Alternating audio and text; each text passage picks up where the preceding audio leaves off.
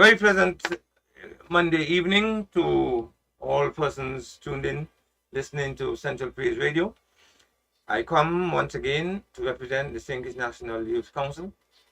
I am just emerging from the abundant grief that was occasioned by my son, my beloved son's sudden and unexpected passing.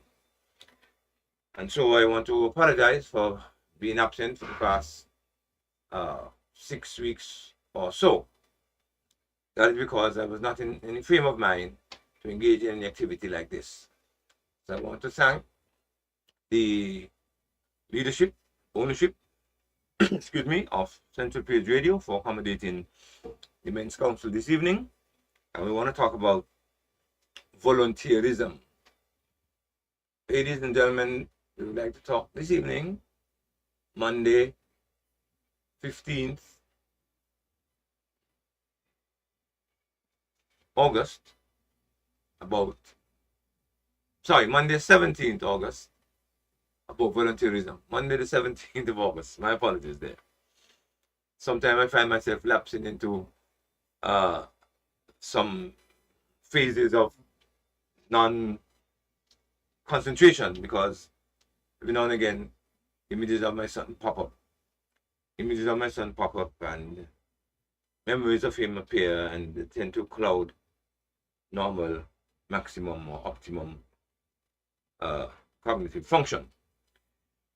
But we want to talk about volunteerism. You see, because the St. Kitts National Men's Council is a volunteer organization. It's what we call a CVO, a community volunteer organization, which is a branch or a subset of NGOs, non-government organizations. To some extent, NGOs can be said to be a major part of civil society.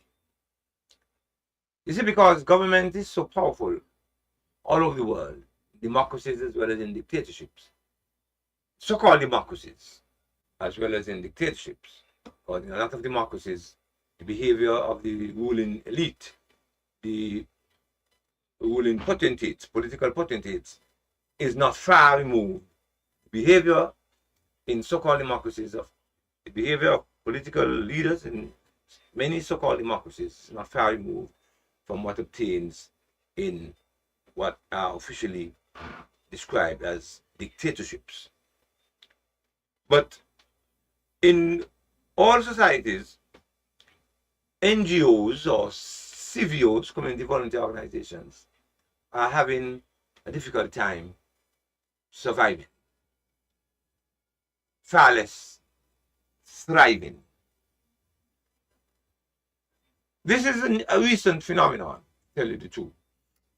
In 2001, for example, the United Nations declared that year as International Year of the Volunteer. Those of us who follow these things, we know that for many years, the United Nations had been designating certain years in honor or in memory of specific developments, specific groups of persons, or specific activities, as the case may be. This, of course, is to draw worldwide attention to and focus on that particular group of individuals or that particular organization. We have known, of course, there's been International Year of the Youth, International Year of the Elderly, International Year of Disabled Persons, International Year of Peace, International Year of Literacy, and so on and so forth. 2001 was the last time we had International Year of Volunteers. But I think it is fair and correct to say that even at that time, 25 years ago, St. Kitts had begun to witness a diminishing interest in volunteerism. What is volunteerism, by the way? Volunteerism is simply engaging in an activity without expecting any profit in return, without expecting any recompense. And we're not just talking money, because reward, recompense, recognition can take various forms. So we're not just talking money. But many people For them, it's a no pay, no way. In other words, no pay, no way kind of attitude. You want me to join this organization? You want me to volunteer my services and expertise here? No pay? Ha! No way. That seems to be the pervasive and pervading attitude across all the strata of society.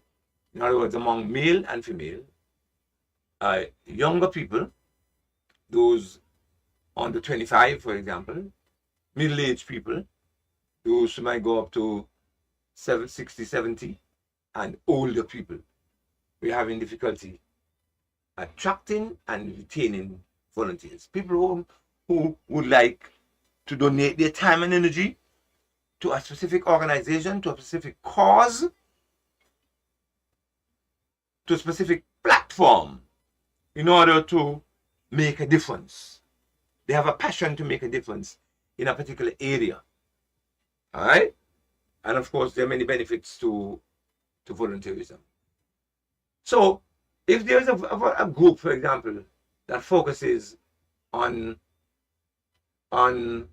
cleaning communities, that might not be another individual's cup of tea. He might be more attracted to things to do with education, literacy. So he might prefer to join an organization that has to do with providing academic assistance to students,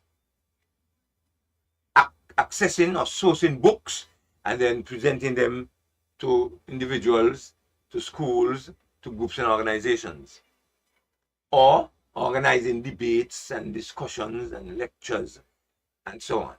That might be that individual's thing.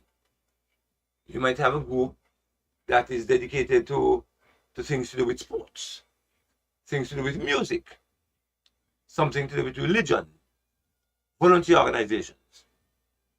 And they have different foci. They have different emphases. Excuse me. My apologies there.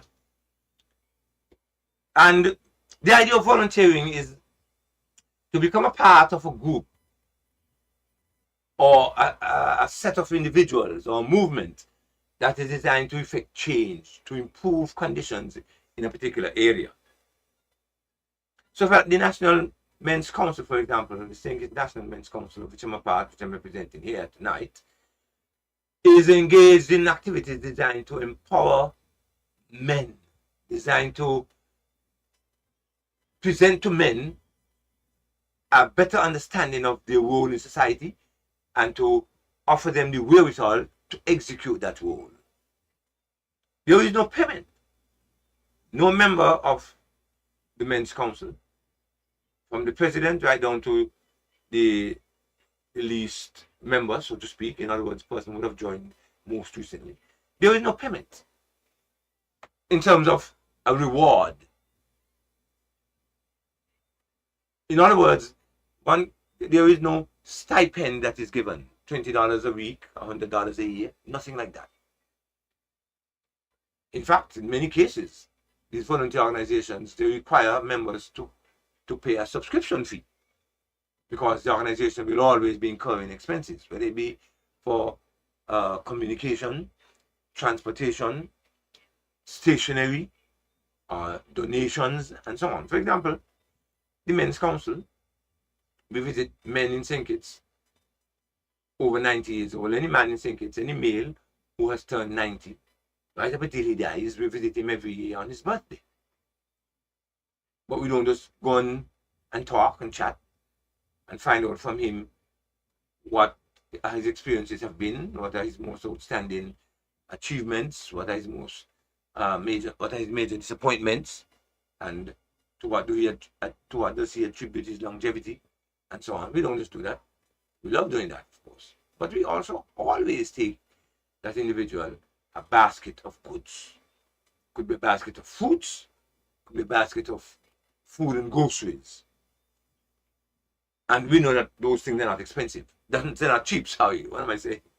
They're not cheap. It might cost us $200 to put a nice basket together. Of course, we would have done our research to find out what the individual likes, what he does not eat, what he does not drink, so we don't include those in the basket. Right? But we do that. And we make donations to schools if we are approached, or if we just decided among ourselves, hey, let's make a monetary donation or a donation in kind to this particular school. We've done that to the Irish Town School. We've done that to the St. Kitts Music Lovers Association. We've donated trophies. We've donated equipment and so on to various entities. We need money for that. We can't ask a member, one particular member, even if that person is known to have some decent financial resources. It is not fair, it's not just to require of that individual or to expect of that individual to supply all of these items that we need for our various functions. So we ask for a subscription of $10 a month, and we pool that and we use it to meet our needs. So every organization, every volunteer organization that I know of has that requirement. All right? It is never an exorbitant amount. It is never more than one can afford. And there's some other organizations which are willing to waive that subscription fee, whether it be monthly or annual, because of the peculiar circumstances of the individual who has something good to offer to the organization. All right? So why aren't there many more people, or why aren't there more people volunteering?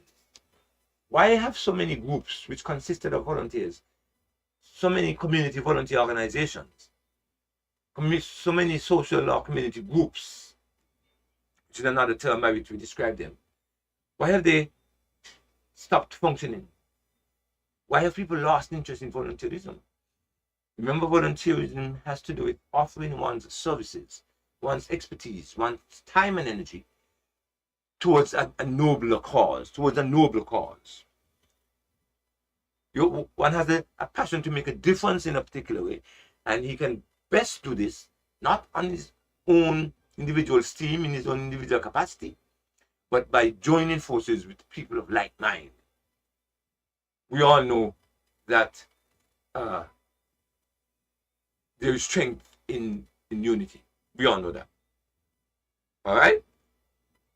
So, for example, ladies and gentlemen, we think about the Dynamic Action Youth Organization, DAYO. A lot of younger people have not heard of DAYO, D-A-Y-O. Dynamic Action Youth Organization. That organization was involved in youth activities, focused on getting young people under 25, to get interested in things of cultural nature, things of a historic nature, things of an educational nature. So we would organize lectures and debates and presentations and so on. And it fizzled. Then we had OPON, the Organization of Progressive Nationals. During its time of operation, during its heyday, it was well respected, well recognized. It was referred to by leading politicians. The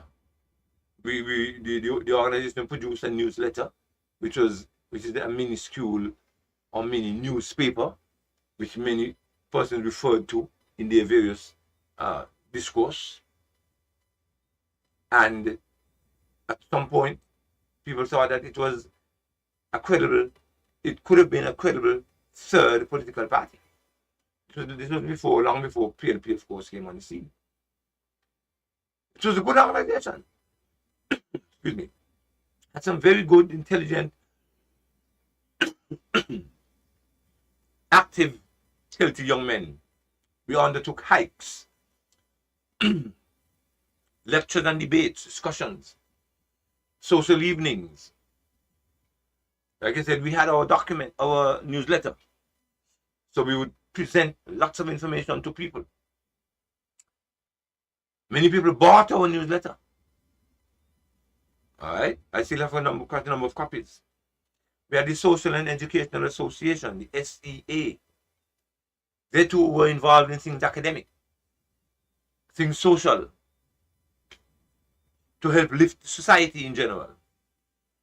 We had the JCs, which wasn't just a Saint organization like the previous three, but this was a regional international organization, the JCs. What has become of that? It too is a CVO, or community volunteer organization. We had the Mutual Improvement Society, the much vaunted MIS, of which I was a part. In fact, I was the last elected secretary of that group, which consisted of some venerable,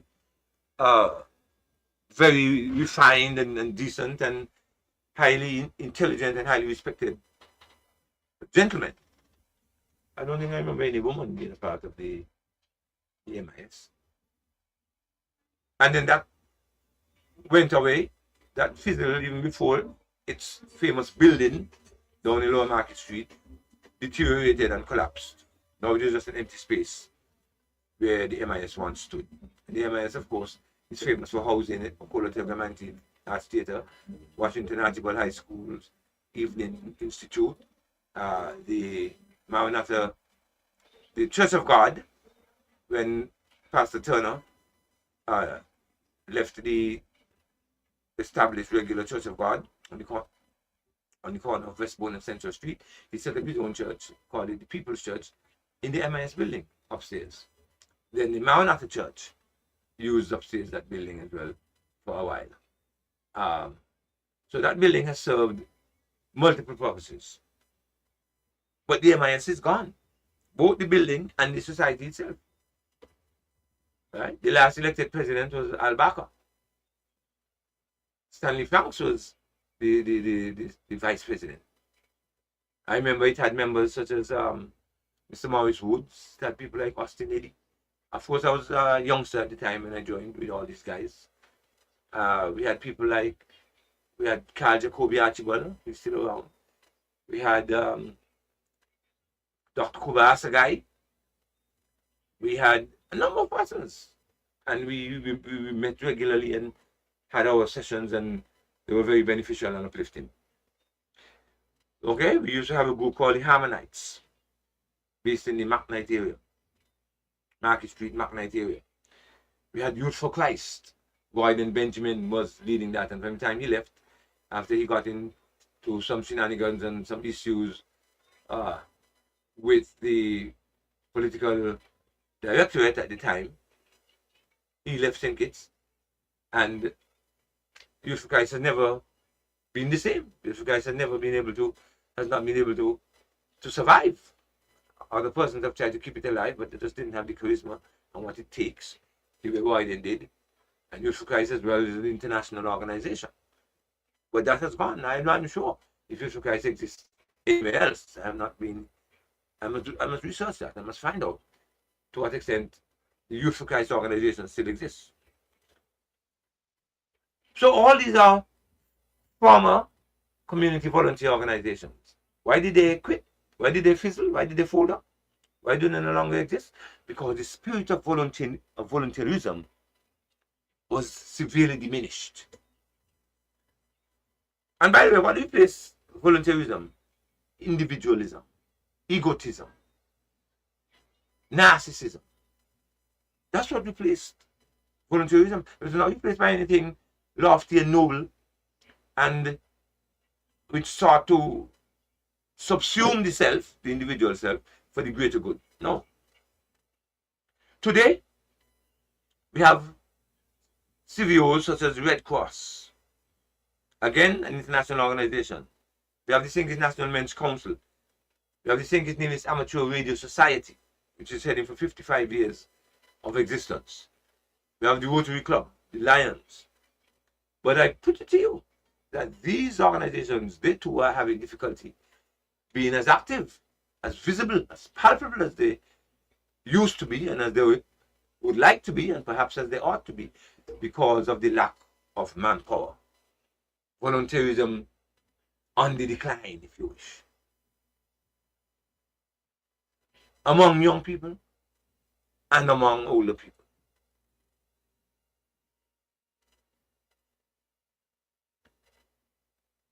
We used to have in the school system junior achievers. We used to have the Toastmasters and Toastmistresses. We used to have the Business and Professional Women's Organization. We have the Alzheimer's Association, the Girl Guides, but all of them would tell you that they have challenges, serious challenges with membership, because they're all volunteer organizations. Nobody is paid. Nobody is paid. We just heard, for example, how the Football Association paid out some large sums of money to the various football clubs.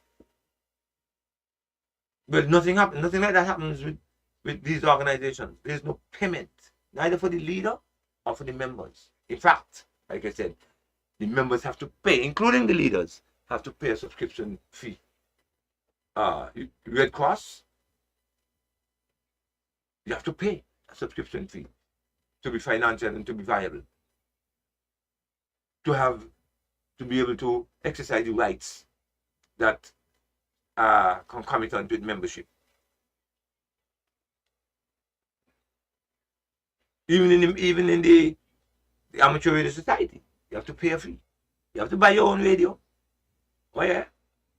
You have to pay to write the exams and attend the courses and buy your own equipment and set up your own communication apparatus. Oh yeah, you have to buy them yourself. And you also have to pay a fee to the society. So there is no payment coming to the individual, but one has to pay some money from his own resources, from his own finances, his own funds, in order to retain membership in this organization. Why aren't more people joining? You know how many occasions, how many fora the St. Kitts National Men's Council has exploited, has utilized in order to attract more men in the council? You know how many times we've been on radio, to churches, we've had hikes, we've had health walks, we've had lectures, we've had school debates, we've had church services. We do all these things. And every time we do them, we spread the word. We are inviting men to become part of the council. And we can't get the men to come. Some of them promise faithfully, you know, as Christians are, we call ourselves yes men. Now Paul calls us mimic men, but we like to call ourselves yes men because we like to say yes. Knowing very well that the answer is no. Oh yeah, you think it's fellas do that all the time. You know, they speak with such assurance. Oh sure man, I'll be there. What time? Where? They go so fast, so once you dress code, this and that, I'll be there. Look for me. And they don't turn up. When you see them, if you ask them about it, some cock and bull story. Happens regularly. It's like when you take your car to a mechanic and he tells you, I'll get it done in 2 days or in 2 weeks. 99.9% of the time, that does not happen. There is some excuse. Boy this, boy that. But you don't get it at the promised time. You sure you're going to get it done? Oh, yes, man. After all, man. I've been doing this for years. Piece of cake. So we like to say yes. But the Men's Council has tried many different approaches to getting men. And it's for men, 18 years and above. Not minors. Not juvenile. Men, 18 years old and above. They're free to join the association. The council. Meet the first Wednesday. We meet once a month. First Wednesday in every month. We do things to help others. We have a project now to construct a step for an elderly lady at St. Peter's so that she can, the distance between the last step that currently exists and the ground is too high for her. For young people, that's a piece of cake. But her age and stage, she needs another layer, another level between that top step and the sidewalk. And we're going to be doing that for her shortly. We're going to be putting that down for her at no cost to her. But we have to, we the Men's Council have to supply the equipment and the material and the labor. That's what we do. We cut grass for people, elderly people, or people who are disabled, and so on. We're not going to be doing that for young, able-bodied individuals. No, because we're not charging anybody for anything. So we need volunteers. Not just in the Men's Council, we need volunteers generally. We are lacking in the spirit of volunteerism. Now, I'm aware that some jobs and some scholarships and so on now require individuals who are largely younger people to undertake a minimum number of hours of volunteer service in some community organization. Or they have to volunteer their time to do some cleanup or to help somebody, which is a good thing. But we would like that this not only be limited and focus specific. In other words, you want to get the scholarship to go and study, you want to get the scholarship to pursue a degree, you want to get the scholarship for this purpose, where you have to do volunteer service for 4 hours a week for 5 weeks.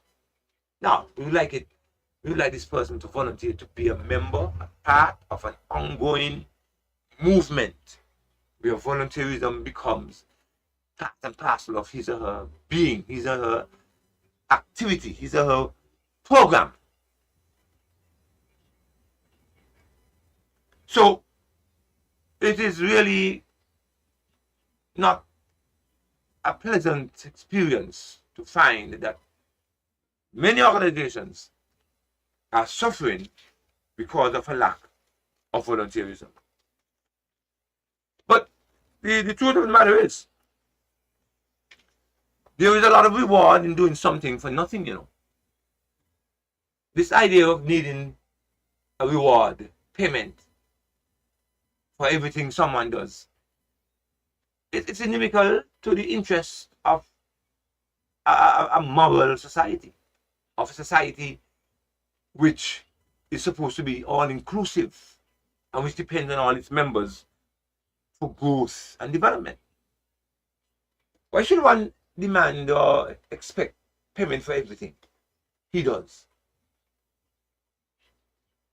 If we didn't have volunteers, we wouldn't have the aquatic sports, the Easter aquatic sports, the Easter Monday aquatic sports on the Bedford, which have been happening for many, many years, thanks to the perspicacity of people like Basil Henderson, who started it off, and Zach, who carried it on, and now the group of us, the committee of us, who have taken over from Zach, since Zach is no longer physically able to continue.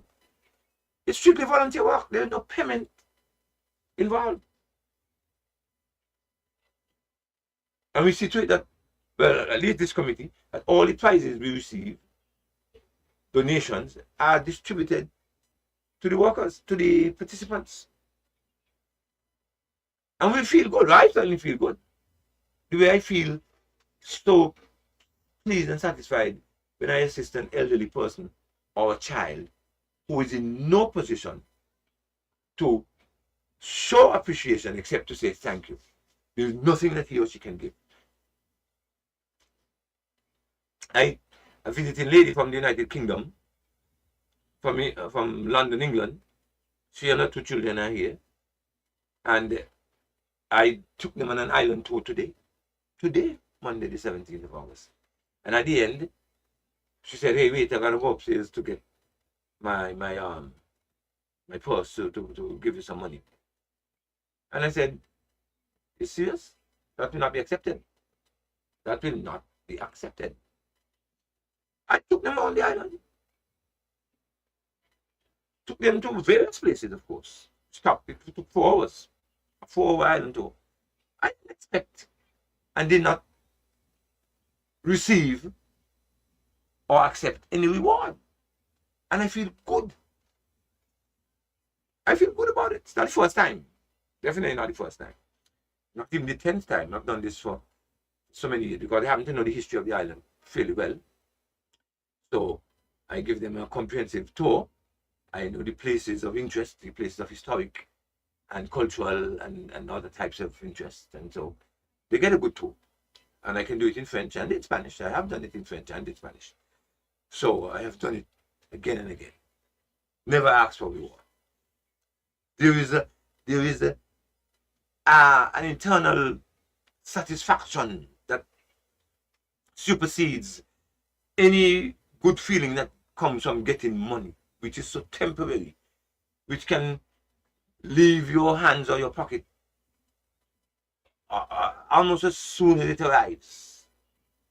But the internal, the psychological delight that you derive from helping someone and not getting a reward, not taking any reward, that lasts forever.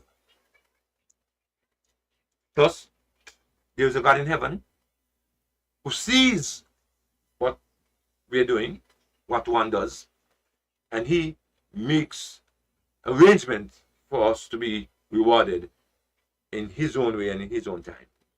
And who can ask for any better reward than that? So there is joy in sometimes doing something for nothing. Nothing meaning no financial, no in-kind, no physical award or reward or recompense or payment. So we need people to join the Men's Council. We need people to join the Red Cross. We need people to join the Amateur Radio Society. We need people to join the Alzheimer's Association. We need young girls to join the Girl Guides and so on. We need people to be a part of these organizations. I wonder how people spend their time, when people say they don't have any time. I don't have anybody who has more time than I do. And I don't have any more time than anybody else. Because all of us are given 24 hours in a day. Each hour has 60 minutes. Each minute has 60 seconds. Each week has 7 days. So how is it you don't have time? And I, who have more assignments and more chores, more responsibility than you, have the time. Well, do I have 30 hours in a day? Do I have 8 days in a week? No, I don't. So it is important that one prioritizes and he makes time for volunteerism. It's important. But you see, we have come to a point, society has changed in so many ways, and so many of these ways are negative, where people don't want to know what's in it for me. What's in it for me? What is that? But how is it just once some fellas spend so much time playing dominoes? What's in it for them? They spend so much time gambling. They spend so much time involved in watching sports or playing sports. What's in it for them? Man, split that time. Share some with a volunteer organization. That's my recommendation. Share the time. And you'll feel, you'll get that feeling of joy. Joy unspeakable, if you wish. It brings so much internal, mental satisfaction to know that you have made good use of your time and talent.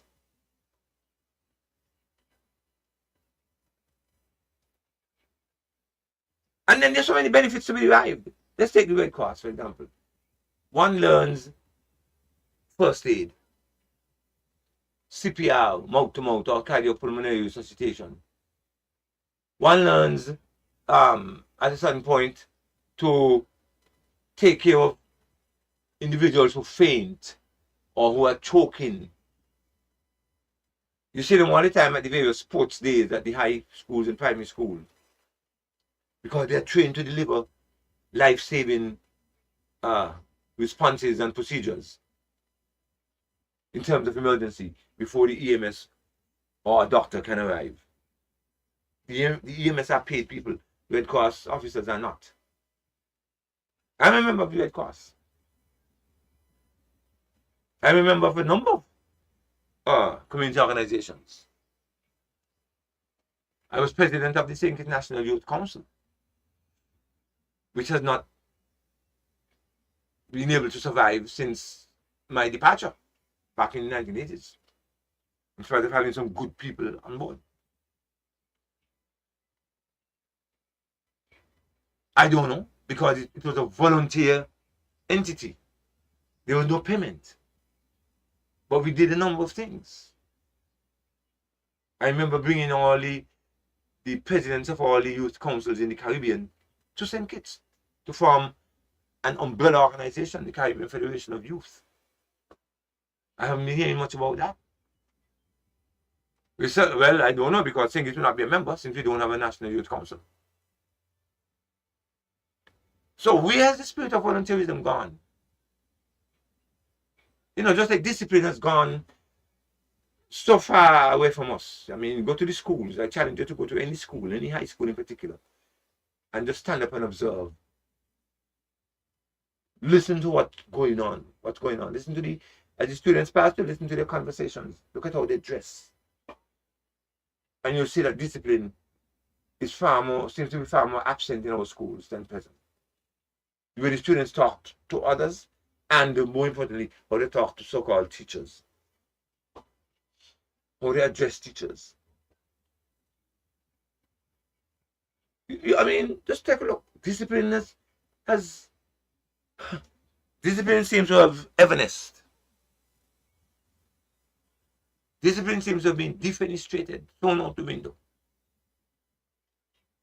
And of course, as adults, we can't see them in the street and say, hey, put your shirt in your pants. Carry yourself more decently than that. You're representing the school. Bad word. Cussing. Telling you about your mother's private parts. And your mother is dead a long time. That's what you get. Dirty, vile, and coarse among students, both primary and secondary. Nasty, dirty conduct. No discipline. Well, we can have a group of volunteers who go to schools and offer advice, speak to the students regularly, impress on them the need to carry themselves decently as young people, or that they represent the institution, whether it be in a good or negative way, and that they ought to make it in a positive way. They need to attire themselves decently. Maybe we should have someone could start a volunteer organization like that. But people need to find the time to volunteer, to contribute to volunteer organizations. All right? So I want to ask now that persons listening, consider either you yourself or your children or your significant others or your friends become members of the St. Kitts Nevis Red Cross. If you're male over 18, the St. Kitts Nevis, the St. Kitts National Men's Council. If you'd like to be able to use a radio, VHF, UHF, HF radio, so you can communicate even when all the cell towers are down and so on, and flow, and the cable and the digital, their systems are down, but you have your radio, and you can talk to people all over the world. Join the St. Kitts Nevis Amateur Radio Society. We call them ham radio operators. We encourage people to join the Alzheimer's Association. We encourage girls, parents to ensure that their young girls, become members of the Girl Guides. We would like to see the junior achievers return and be active in schools, secondary schools, and maybe even primary schools. I would like to see the JCs return. I would like to see the resuscitation of the MIS or something along those lines. All these need volunteers. And it's not fair that one or two persons carry the load. When we have so many people in St. Kitts, and all of us have 24 hours in a day, all of us are supposed to find the time Some people spend a lot of time in the gym and we're not seeing any results. You might as well spend the time in a volunteer organization. We're not seeing any results. Because as I found out yesterday, as I conclude, we have a policy that we think is where we eat, and as soon as we finish eating, we want to eat again. So there's a lot of abdominal obesity. There's a lot of general obesity. I heard one medical doctor say almost 70% of adults in St. Kitts are obese. And you look at certain professions, including the one that I'm familiar with, teaching profession. You go to some schools, 9 out of 10 of the teachers, 90% of the teachers are overweight and obese, especially among females. Maybe they need to join a volunteer organization, because some of these volunteer organizations engage in regular health walks. They give tips as to how to eat well. They engage in hikes. They engage in camps and so on, where you're fed foods that do not lend themselves or do not contribute to overweight and obesity. I believe that could be a solution to the epidemic of obesity we have in St. Kitts. There are too many people with big bellies, men, like men, males, but seeming to have pregnant bellies. Their bellies protrude. Some men have not seen their penises for years, because when they look down, it's just totally hidden from view. We like to have that change. I'm saying one of the solutions might be to get involved in a volunteer organization, so that a lot of energy that is spent on just eating, energy is spent doing things out there in the community, in the society, getting things done, helping others. No time to think about food, no time to eat so much food. So I want to end this presentation on volunteerism by issuing a call, a genuine clarion call, that persons in society begin to volunteer their services, their expertise again, to worthy organizations, to worthy activities, to worthy projects. We will certainly welcome men in the St. Kitts National Men's Council, and if you wish, you can contact me. I'll be able to give you information as to how to get in touch with the president and how you can be an active member of the St. Kitts National Men's Council. I want to thank, on behalf of the council, the Men's Council, the Central Praise Radio and its owner, director, my former student Leroy Weeks, for giving us this opportunity to share with you one more time. And so I wish you blessings, peace, and love. Shalom.